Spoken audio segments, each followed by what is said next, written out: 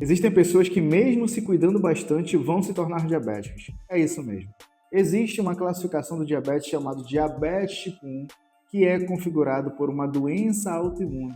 Ou seja, nessas pessoas, o organismo, infelizmente, ataca as células beta-pancreáticas e faz com que essas células produzam o mínimo de insulina possível ou nada de insulina. E é sobre esse diabetes que nós vamos falar hoje. Fica comigo até o final desse vídeo.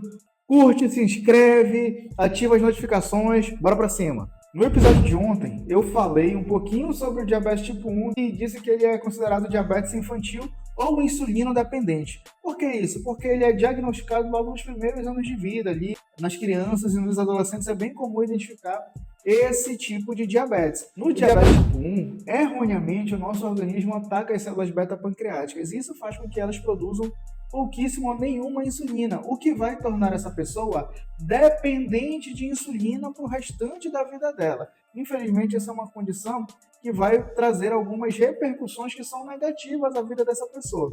No entanto, com os cuidados devidos, com a utilização correta de insulina, com a alimentação correta, com a prática de exercícios físicos e com cuidados relacionados a ferimentos e coisas nesse sentido, essa pessoa ela pode ter uma vida bem próxima daquela considerada normal. Não vai ser normal porque sempre ela vai precisar de remédio. E assim como no diabetes tipo 2, o tipo 1 também apresenta aqueles 4 P's que nós falamos no episódio de ontem. Então, poliúria, urina frequente, polidipsia, ou seja, muita sede, polifagia, muita fome e a perda de peso rápida. Esses 4 sintomas eles vão também estar presentes no diabetes tipo 1. E além desses 4 P's, existe uma outra característica, um outro sintoma chamado de cetoacidose, que é configurada pelo aquele mau hálito, sabe? Quando você acorda, o seu hálito não está ruim, esse hálito está ruim por quê? Porque você produziu muitos corpos cetônicos durante a noite. Corpos cetônicos são provenientes do metabolismo. Então, o que acontece? Quando o paciente diabético tipo 1 passa do horário de tomar insulina, esse paciente vai ter mais dificuldade de colocar glicose para dentro das células. Lembra que a gente já conversou em outros episódios que a insulina é o hormônio responsável por sinalizar para a célula que ela precisa captar a glicose que está no plasma. Então a pessoa foi lá e comeu, beleza, mas ela não tomou a insulina como deveria. Essa glicose não vai entrar nas células também como deveria. Só que essa célula precisa metabolizar para produzir energia. Então essa célula vai degradar mais triglicerídeos e vai degradar também mais aminoácidos. A degradação desses triglicerídeos em excesso e desses aminoácidos em excesso vai fazer com que nós produzamos os corpos cetônicos. E esses corpos cetônicos eles são utilizados depois como fonte de energia. No entanto, esses corpos cetônicos eles fazem com que o nosso hálito fique ruim. E aí a pessoa que é diabética e ela não está tomando a insulina como deveria, ela pode apresentar essa cetoacidose diabética. E quando você for treinar esse paciente diabético, você também precisa ter muita atenção em relação à alimentação dele e à insulina que ele está usando.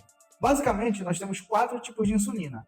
A de ação ultra rápida, a de ação rápida, a de ação intermediária e a de ação prolongada. Então, obviamente, a de ultra rápida ela vai agir mais rápido no organismo e assim sucessivamente. A de ação prolongada ela vai demorar um pouco mais. E você precisa ficar atento a qual tipo de insulina o seu cliente usa, o seu paciente usa, porque a depender da insulina que ele usar, ele não pode comer e usar a insulina e já treinar na sequência. Ele tem que dar um intervalo adequado, porque senão aquela insulina pode sinalizar para as células que essas células têm que captar logo a glicose e esse momento de sinalização pode ser durante seu treino.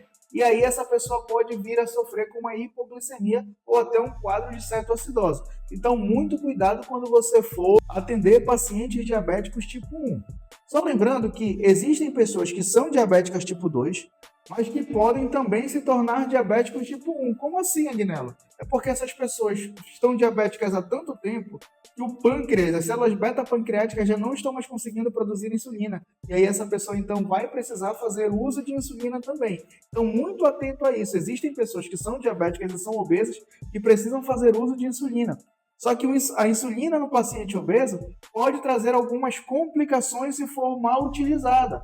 Uma vez que a insulina é um hormônio que estimula a lipogênese, que estimula a produção de gordura. Então, esse paciente tem que tomar a insulina correta e ele tem que se exercitar também de maneira correta. É claro que este vídeo é curto, eu não tenho como explicar todos os detalhes sobre o treinamento, mas eu vou deixar aqui um link da Escola de Fisiologia, que é uma assinatura na qual eu tenho 15 cursos ali, e lá você vai poder ver todas as prescrições do treinamento para o diabetes. E sempre que você for iniciar o treinamento com um paciente diabético, é importante que você meça a glicemia desse paciente.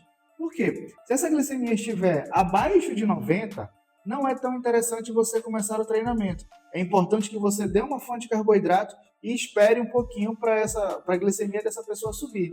Assim como, se essa glicemia estiver acima de 250, o risco de cetoacidose é muito alto. Então, evita de treinar essa pessoa quando a glicemia dela também estiver muito alta, e aí conversa com ela a respeito da insulina que ela está utilizando.